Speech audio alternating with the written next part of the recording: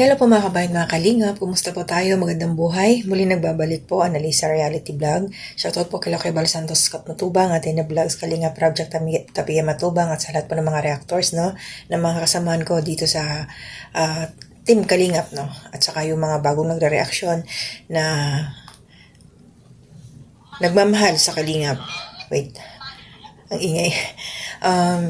Silent viewers, na subscribers, na dyan po sa comment section na nakasuporta, mga hindi po nag-skip ng ads, nagta-thumbs up, no, nagsishare. God bless po sa inyo. Maraming salamat at mag-iingat po kayo palagi. So ito pong reactionan ko, napanood ko dito sa kay Papa Bear. No, nagre-reaction din po siya sa Kalingap. Kilala naman ho natin siya. Good vibes po ito siya na mag-reaction. Meron po kasi dito isang isang lola na rin katulad ko. Ay, hindi pa ako lola, wala pa pala akong apo. Isang matanda, no, na walang masasabi kong walang pinagkatandaan. So, pakinggan muna natin yung kanyang sinabi at ito po yung aking re-reactionan. Sandali po Ito yun. Mga kupok, mga serpenteng, mga demonyo, mga yawa kayo. Wala kayong ipang lamon. Anak ko, professional na. Huwag kang magmamayabang kung ikaw ay isa ka lang naman. Patay gutom. Unggoy. Ayun, mga kalingap, grabe. Ito po, ang reaksyon ko dito is, ilagay ho natin sa maayos na pananalita. Lalo na't meron na, ito, matanda na rin to Katulad ko, sabi ko naman sa inyo, inamin ko matanda na rin ako, no? Para irespeto ho tayo ng mga kabataan o kung sino man. Kasi dito sa social media, alam ho natin marami nakakapanood, no? Mga bata. So, ang lutong ho ng kanyang bibig. At the same time, ulitin natin. Mga demonyo, mga yawa kayo. Grabe, pati yung mga ganun, mga ugok, mga demonyo, mga yawa, nabanggit niya. Ito po siya. Pakita ko na lang sa inyo. Shoutout po kay Papa Bear. Salamat po. Credit po sa inyo. Nakinig lang ho ako dito. Tuloy ho natin. Meron pa siyang sinabi dito, napupuntuhan ko talaga. Wala kayong ipang lamon. Ay. Anak ko, professional na. Huwag ka Ayun. Yung sinabi niyang, mga anak ko, professional na. Di ba dapat pagka ganun, isaalang-alang niya yung sa kanyang mga anak. Di ba nakakahiya na professional na yung kanyang mga anak tapos yung nanay mapapanood ganito ang lutong, no?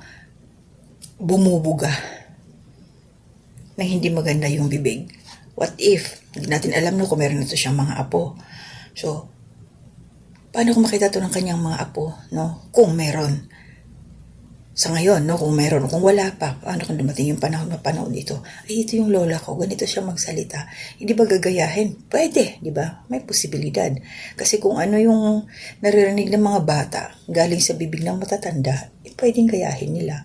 So, ang pinupunto ko dito, oo, pinagsisigawan niya, professional na yung kanyang mga anak. Anong kinalaman ng pagiging professional ng mga anak mo sa binubukan ng bibig mo na puro malulutong mo? Pati mga, ang hirap kasi yung mga sinabi niya, yung mga yawa, yung mga kung ano-ano, di ba? Ang pangit, no? Alam mo, kung nanay ko yon, halimbawa, kung nanay ko lang siya, hindi ako papayag. Pagagalitan ko talaga siya. Ba't ganyan ang mga sinasabi mo? Nakakahiya na sa social media, tapos, ang pangit ng mga lumalabas sa bibig mo, no? Tapos may mga patay gutom pa, no? Hindi ko lang alam baka pinanganak na mayaman, no? Kasi grabe siya makalait, mga patay gutom, grabe siya makapagsabi ng ganon, no? As in, sana to siya, defender or tagapagtanggol to ng dalaga, no? Pero wala namang problema, kaya lang ang inano ko dito, dahan-dahan tayo sa pananalita kasi nagre-reflect yun sa ating sarili, no? Nilait-lait niya din si Papa Bear kasi alam naman ho natin, nagparayno kasi si Papa Bear yun sa kanya, tapos nilait-lait na ito. Iba yung mga serpenteng, mga demonyo, mga yawa kayo. Wala kayong ipang lamon. Anak ko, professional na. Huwag kang magmamayabang kung ikaw ay isa ka lang naman. Patay gutom. Unggoy. Ayun yung original na mukha niya. Serpenteng, mga pambihira. Sandali po. Wala kayo. Tumigil ka na. Anak ko, Tumog. Hindi guys, yung picture niya yung sa huli. Ipinakita yun ni Papa Bear now. Hindi tayo namimintas. Ay ako naman inborn akong pangit. Kayo magbabas sa akin dyan. Huwag yun ako ibabas kasi inamin ko naman pangit ako. No? So, yun lang yung sa akin dito kay ate. Si Ate Hayat ba yun? No?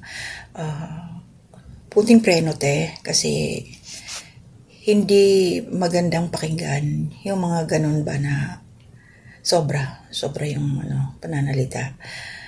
Kinikindat-kindatan nga lang siya ni Papa Bear. Kita niyo yung mga mata ni Papa Bear, pabilog-bilog lang, tawa lang na siya. Baga nakaano lang, easy lang.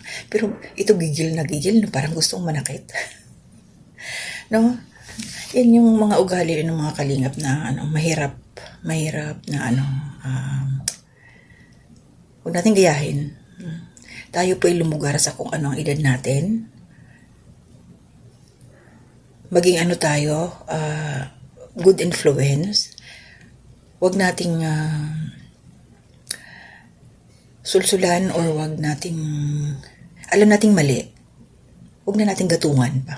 Yun Kundi, syempre tayo mga nakakatanda, magbigay tayo ng magandang advice doon sa bata. Alam naman natin kung sino yung tinutukoy ko dito. Huwag mo natin i-praise yung mga pagkakamali. Kasi kung alam natin na yung gawaan ng isang tao, kinorek mo dahil alam mong mali, may malasakit ka. Pero alam mo ng mali at pinapalakpakan mo pa rin, hindi ho yun maganda. Kasi parang inilalagay mo lang sa alanganin na sitwasyon. Yung bata o kung sino man dyan na alam na nating mali, lalo niyang itutuloy-tuloy yung kamalian niya hanggang sa huli na ang lahat bago niya ma-realize na ay mali pala ako. So yung mga ganitong mga pananalita, hindi ito maganda, no? Hindi siya kaaya-aya sa tenga.